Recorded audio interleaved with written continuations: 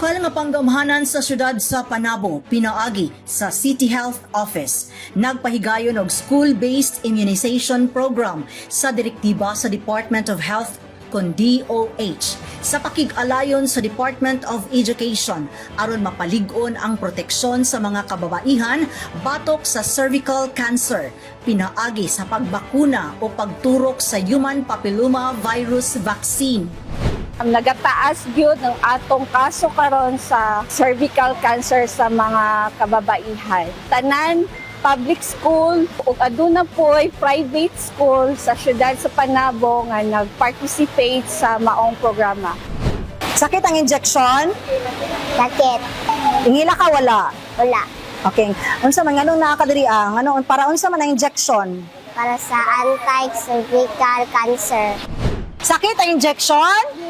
Ay, very strong si ate. Naay mong mama. Oh, unya, kuan ka karon, mapalit ka karon ice cream. Kaya huma naman. Ay, di ba? And so, unsa man imong makuan, sulti sa imong mga classmate. Hindi sakit.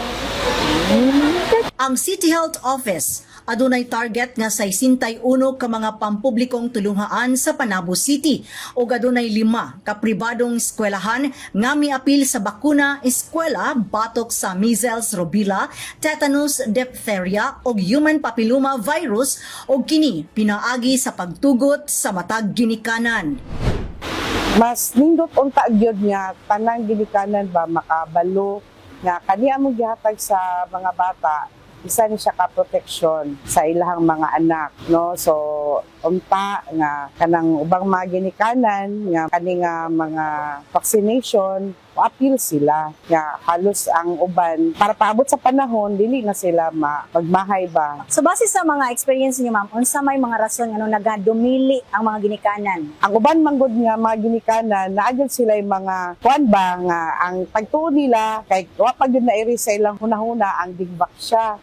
So kani siya dili gyud niingon nga bag-o lang, dugay na gyud ni siya nga mga kani nga programa, no? Nya ang ilaha gyud negative gyud sila kay masakit ilang anak, makahatag daw og kadaot, labi na karon isa daw makadaot sa ilahang mga anak, no? Kay tungod sa social media na ay mga kuan ba, mga text or mga message na dili dapat mag-join ani nga programa kay kuno makadaot. So kami po nga nasa amo ang komunidad, ginapasabot pud namo ang mga ginikanan nga para asa mauni ang makatabang sa inyong mga anak. Gilauman nga karong tuiga adunay mabakunahan nga dili moubos sa 9,000 nga mga estudyante nga gikan sa grade 1, grade 4 o grade 7 sa syudad sa Panabo.